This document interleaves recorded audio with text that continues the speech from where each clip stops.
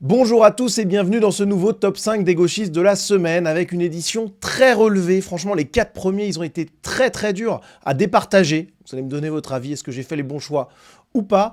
En attendant, je vous propose qu'on passe immédiatement à ceux qui auraient pu faire partie de ce classement, mais qui ont échoué à quelques encablures seulement, avec d'abord le syndicat de la magistrature que j'ai épinglé déjà dans un numéro précédent. C'est Pierre Sautarel qui a repéré ça sur Twitter.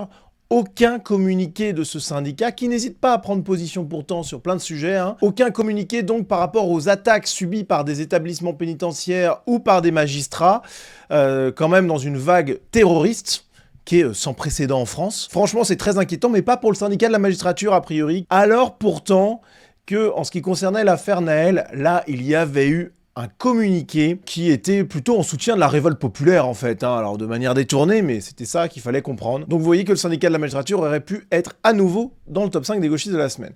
Autre institution qui aurait pu y figurer, la ville de Bruxelles qui a annoncé, alors bon c'est du théâtre clairement, mais a annoncé devenir officiellement une ville antifasciste. Voilà, alors on sait pas trop ce que ça veut dire, en tout cas ce qui est certain c'est que c'est aussi une ville islamiste, ça il n'y a pas de doute là-dessus.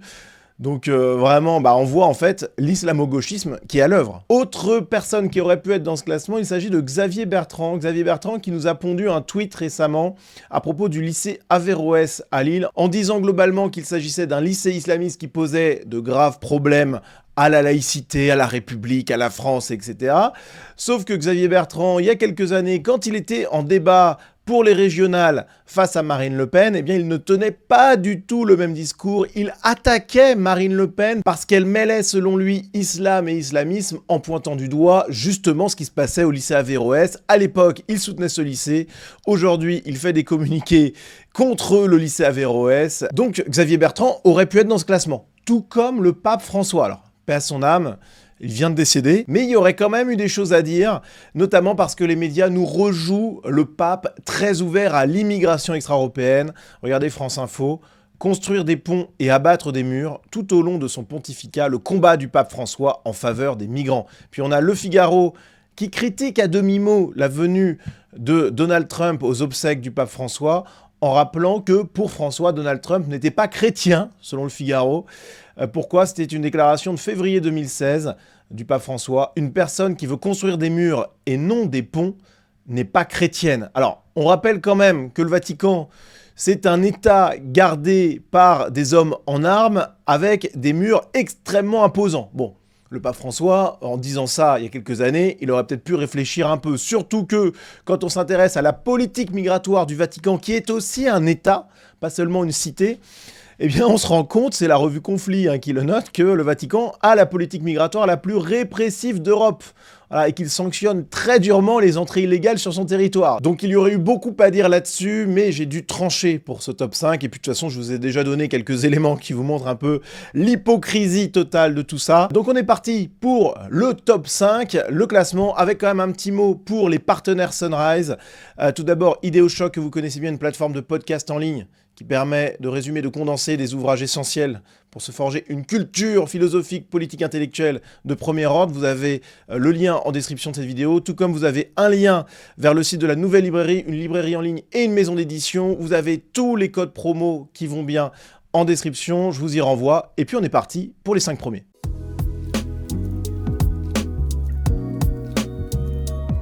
En 5e position, une sociologue de gauche, bien entendu, Monique Pinson, sociologue et auteure, qui a multiplié les ouvrages ces dernières années contre les riches. Voilà, la richesse était vraiment le gros sujet d'étude de cet auteur, qui n'a pas hésité, évidemment, à les critiquer en longueur. Donc voilà, la bourgeoisie, la violence des riches, les ghettos du Gotha, et puis bien sûr le président des ultra-riches, les prédateurs au pouvoir, etc., etc. Elle a publié récemment un nouvel ouvrage, Les riches contre la planète. À la critique marxiste et gauchiste de base des riches, elle y a ajouté le versant écolo, les riches contre la planète, violence oligarchique et chaos climatique. Alors évidemment, ça a été salué par le monde, les riches contre la planète, faire face à une bourgeoisie climaticide et sécessionniste.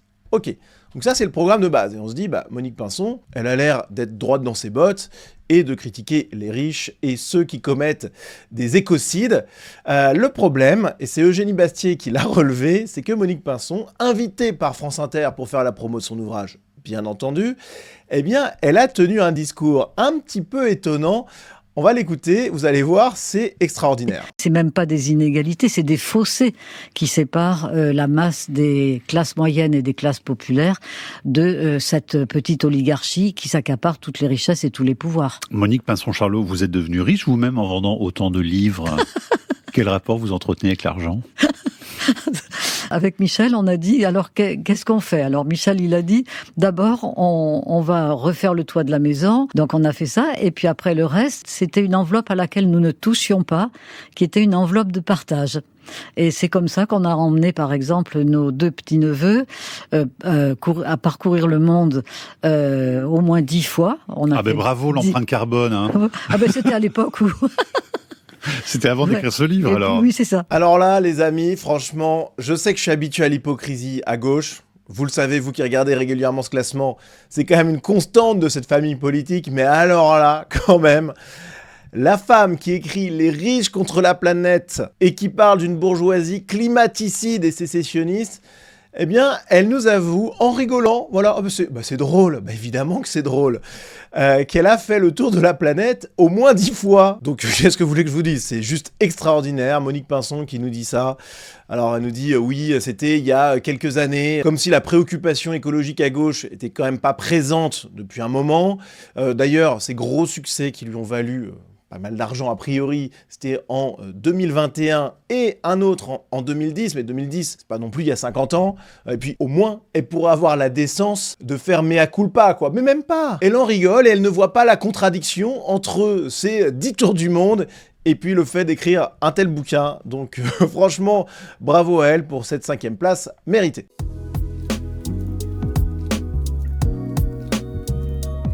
En 4e position, c'est l'indépassable, l'exceptionnel Mathieu Slama. Mathieu Slama, franchement, c'était chaud cette semaine, je vous le redis.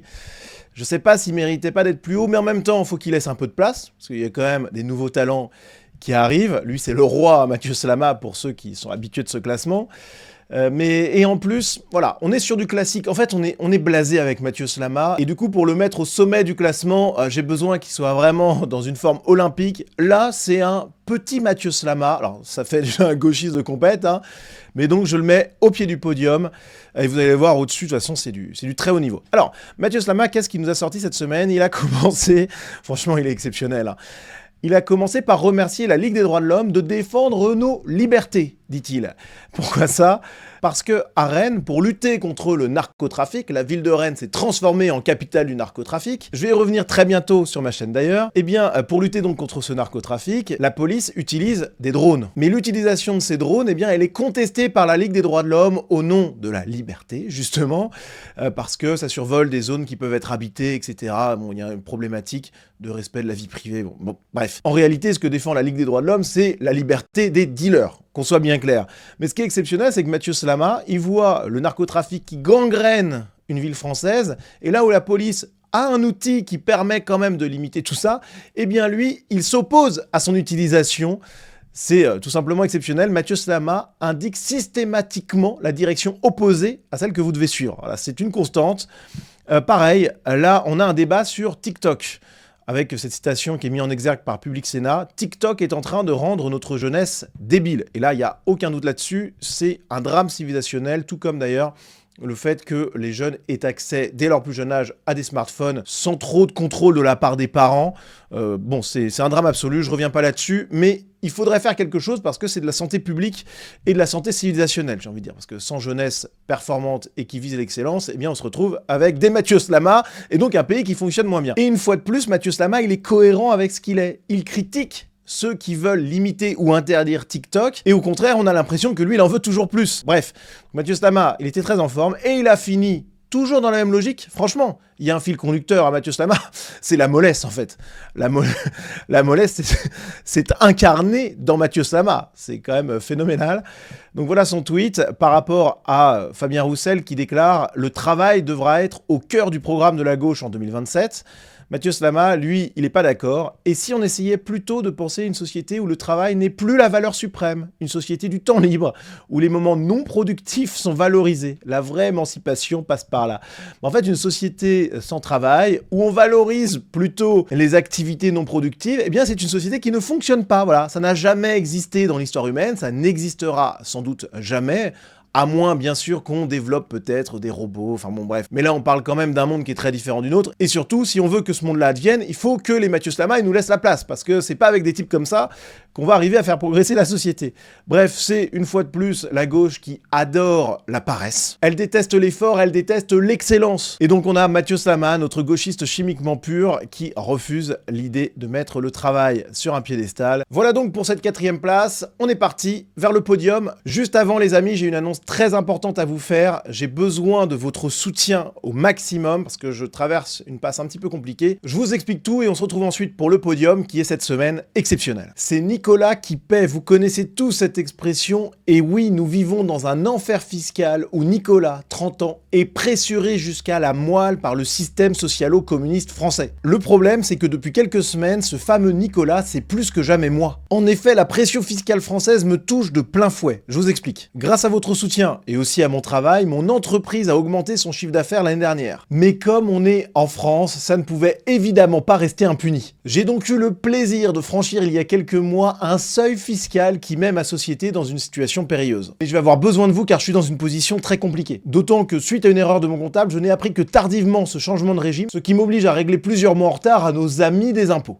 C'est d'autant plus rageant que tout était au beau fixe pour moi avant cette nouvelle. J'ai multiplié les vidéos les mois passés, j'ai repris mon tour de France de l'enrichissement migratoire avec une vidéo pépite déjà tournée et plusieurs qui vont venir, et j'ai plein de projets qui vous plairont beaucoup. Alors pour éviter le pire, pour continuer à rire des gauchistes, pour mener à bien les projets que j'ai en tête, pour continuer à défendre la France et la civilisation européenne dans la bonne humeur, je vous demande de me soutenir. Rejoignez l'espace premium de la communauté Sunrise pour m'aider à surmonter cette mauvaise passe et à produire toujours plus de contenu. Rendez-vous sur ma page Tipeee. À partir de 5 € par mois et plus si vous en avez l'envie et les moyens, en plus de participer à mon combat contre l'idéologie de gauche, vous aurez accès à des vidéos exclusives ainsi qu'à un groupe Telegram privé de grande qualité. Vous êtes presque 200 à me soutenir actuellement sur Tipeee. Il faudrait que vous soyez au moins 100 supplémentaires d'ici la fin du mois prochain, et plus serait encore mieux. Je ne lance vraiment pas cet appel à la légère. C'est la première fois que je fais ça depuis le début de la chaîne, mais j'ai vraiment pas le choix, alors je compte sur vous.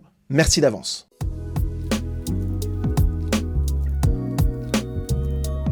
Allez, sans transition, on garde le sourire. En 3e position cette semaine, on retrouve Thomas Porcher, économiste de gauche universitaire, s'il vous plaît.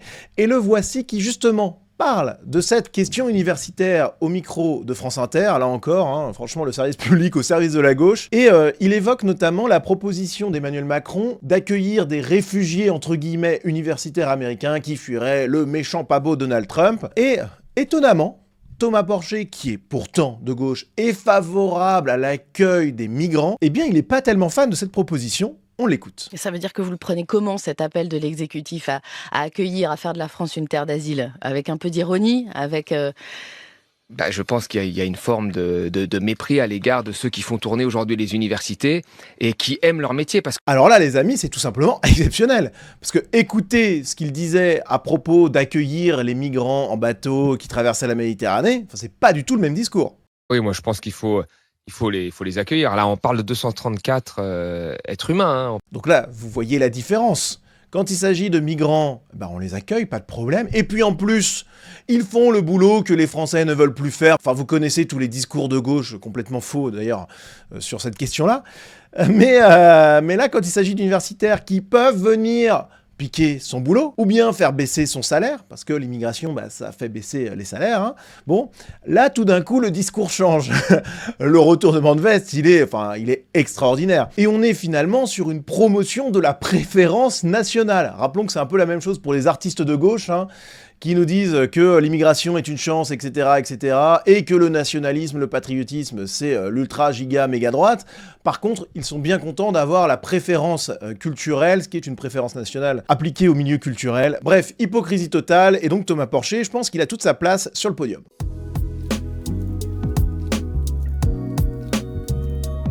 En deuxième position de ce top 5 des gauchistes de la semaine, on retrouve un autre Thomas de gauche, Thomas Porte, élu France Insoumise, député même, qui a tweeté ceci. Alors, il réagissait à la une de la Furia, ce magazine de qualité dont la dernière une a fait réagir. Justice, c'était mieux avant, avec un bourreau qui est mis en avant. Vous reconnaissez bien là le style de la Furia. Et ça n'a pas plu du tout à la gauche. Alors, il y a eu plein de réactions outrées. Je garde celle de Thomas Porte parce qu'elle est particulièrement révélatrice de cette hypocrisie, là encore, de la gauche. Mais finalement, c'est ça qui nous fait marrer. Donc, tant mieux, hein, on les remercie pour ça. Voici donc sa réaction. Tranquillement, en plein Paris, un magazine d'extrême droite appelle à rétablir la peine de mort. L'extrême droite est l'ennemi de la République. Alors, rappelons quand même à Thomas Porte, qui a peut-être besoin de quelques cours d'histoire, que la République, bon, elle s'est quand même construite dans le sang des exécutions.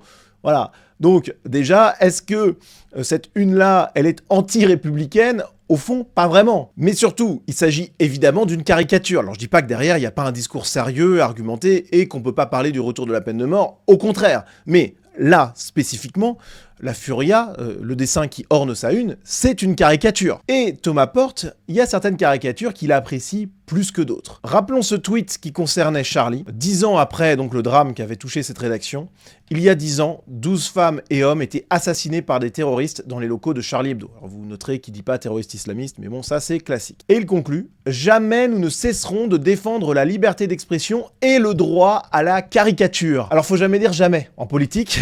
Là en l'occurrence, c'est complètement faux, puisqu'il y a une caricature qu'il veut faire interdire. Voilà. Donc déjà, incohérence totale. Et puis surtout, Thomas Porte, c'est lui qui avait été pris en photo avec un ballon de foot sous le pied à l'effigie d'Olivier Dussopt, ministre du Travail à l'époque. Regardez la photo qui a été tweetée par ses soins. Monsieur le ministre, retirez votre réforme des retraites, et on voit la tête d'Olivier Dussopt qui est sous le pied, très anticapitaliste, chaussée d'une Nike, hein, bon, de Thomas Porte. Et vous voyez que là, non seulement on est dans la tête coupée, on est dans la violence, mais en plus, on est dans un message politique sérieux qui est publié sur son compte Twitter. La différence avec la une de la Furia est quand même frappante, et à tout le moins, on aurait aimé qu'il garde le silence. Parce que quand on a fait cette photo et qu'on l'a diffusée, la moindre des choses est peut-être d'éviter d'attaquer la Furia pour une une caricaturale. Je veux dire, c'est une hypocrisie maximale de la part de Thomas Porte. Franchement, ces gauchistes, ils ont du talent, hein. Il n'y a rien à dire. Ils nous impressionnent chaque semaine. Et là, je vous avais dit que le podium était relevé, je vous ai pas menti. Franchement, c'est du très haut niveau.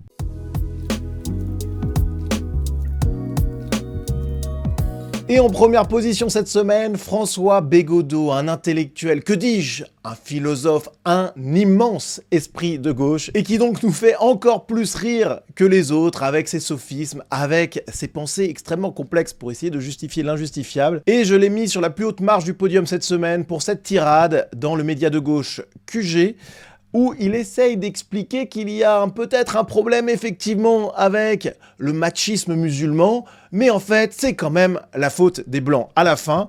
On l'écoute et vous allez voir à quel point il est gêné tout du long. Franchement, c'est savoureux, on va décortiquer ça. C'est très bien que certaines figures intellectuelles ou éditoriales fassent remarquer aux militants de gauche qu'ils ont l'indignation à géométrie variable, qui sont un peu surindulgents avec le patriarcat musulman, parce que précisément, etc.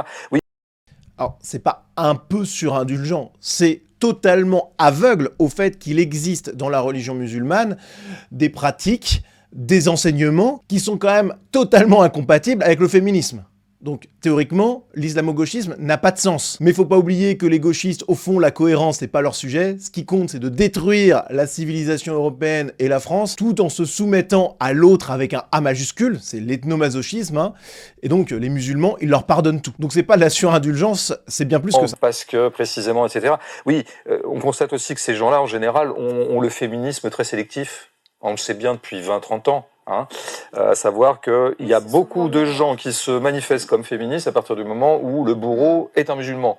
Et puis le reste du temps, on les entend jamais sur les questions féministes. Il faut quand même commencer. Alors là, c'est un mensonge classique de la gauche qui aime bien pointer du doigt le collectif Némésis, alors même qu'on sait que le collectif Némésis parle de toutes les affaires qui ont trait à des violences faites aux femmes, que le coupable soit un autochtone européen ou un extra-européen. C'est pas de leur faute s'il y a beaucoup d'extra-européens, une surreprésentation, hein, s'il y a beaucoup d'extra-européens qui commettent des crimes envers les femmes. Commencer par là, c'est eux qui commencent par faire des distinctions dans leur lutte et dans leurs affects. Mais après, je veux pas me planquer derrière mon petit doigt, il y a vraiment ce problème-là, et on est soumis des fois à des espèces de billards à 3 bandes qui sont très compliqués, dont je parlais aussi un petit peu dans Comme une mule. L'emblème de ça ayant été, par exemple, les viols de Cologne, les fameux viols de Cologne, parce que les viols de Cologne, dans cette fameuse nuit de la Saint-Sylvestre, de je ne sais plus quelle année, il y a une dizaine d'années, je pense, concernaient peut-être censément, enfin, semble-t-il, d'un certain nombre de migrants, enfin, des qui étaient... Ah mais les précautions oratoires prises par François Bégodeau, c'est du petit lait. Franchement, là, c'est une représentation de haute volée d'un gauchiste qui comprend quand même à demi-mot qu'il y a un problème dans son idéologie, mais qui prend des pincettes gigantesques. Enfin là, c'est magnifique. C'est un funambule. Et il veut pas admettre totalement qu'il y a une problématique majeure, donc il prend des précautions oratoires assez extraordinaires. Je vais remettre en arrière pour qu'on puisse écouter depuis le début. Censément, enfin, semble-t-il, d'un certain nombre de migrants, enfin, des qui étaient là, quoi, et qui avaient malmené, au bas mot, quelques femmes blanches, et donc il y avait eu un certain silence des féministes occidentales sur ce truc, etc. Évidemment que c'est compliqué à arbitrer. On voit vraiment la gêne gigantesque de Bégodeau, hein. C'est waouh, c'est costaud. Il y a quand même une parade à ça possible, qui est que ce qu'on entend parfois chez certains ou certaines intellectuelles un petit peu denses, à savoir que le patriarcat qui peut régner ou l'oppression qui est imposée aux femmes dans certaines configurations musulmanes, ou dans la culture musulmane, ou en tout cas dans certaines de ses acceptions. Non mais franchement, mais ça doit être infernal d'être un gauchiste. On voit le réel, mais on ne peut pas le nommer. Donc on est obligé d'employer des périphrases incroyablement alambiquées pour suggérer l'évidence, bordel, l'évidence. Oui, en islam, la femme est inférieure à l'homme. Et c'est limpide quand on s'intéresse au texte. Voilà, j'en ai parlé dans ma vidéo « L'islam, religion et de paix et d'amour » où j'ai un petit passage là-dessus. Enfin, c'est évidence absolue, mais vous voyez à quel point il est gêné. C'est savoureux. Ça peut être aussi un contre-coup d'une oppression coloniale ou d'une domination que subissent ces populations-là, par exemple en France ou par exemple en Occident. C'est quand même des réflexions que je trouve qui vont pas faire la blague, hein, mais qui sont quand même assez intéressantes. Donc c'est pas de la faute des musulmans, de l'islam, des textes religieux, etc. Non, non, non, non, non.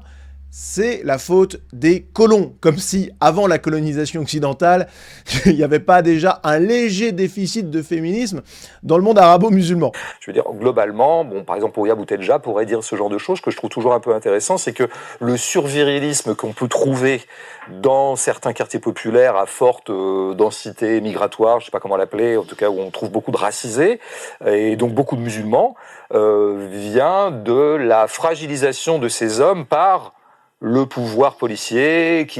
Bon, on va s'arrêter là parce que je pense que tout est dit. Vous avez compris l'arnaque Bégodeau. Franchement, c'est la gauche résumée. Alors la gauche intelligente, la gauche qui sait qu'elle raconte n'importe quoi. Voilà, je pense qu'il le sait, hein, objectivement.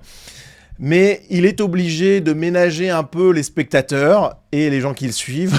Donc il tient un discours absurde au dernier degré, alors qui est très drôle, voilà, pour nous qui regardons de loin, mais enfin franchement, j'aimerais pas être à sa place, hein. Alors rappelons que Bégodeau, lui, il adore les idées complexes, les grands discours, les grandes phrases, plutôt que la simplicité évidente.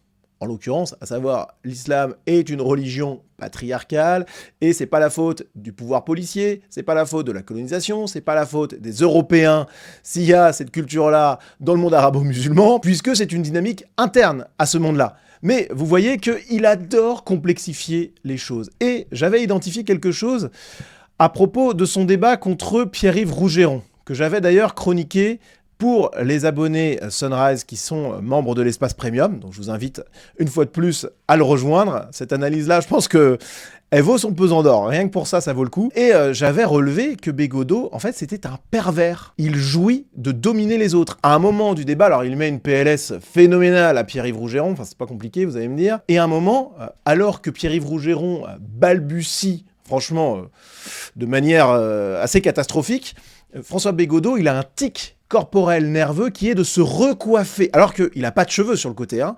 Et en fait, il est excité, il sort la langue, il jouit de sa domination intellectuelle, de sa supériorité. Alors bon, face à Pierre-Yves Rougeron, là encore, bon, je sais pas s'il faut s'en enorgueillir. Mais ce qui est certain, c'est que François Bégodeau, il est de cette gauche intellectuelle qui dit aimer les classes populaires, les petites gens, etc., etc.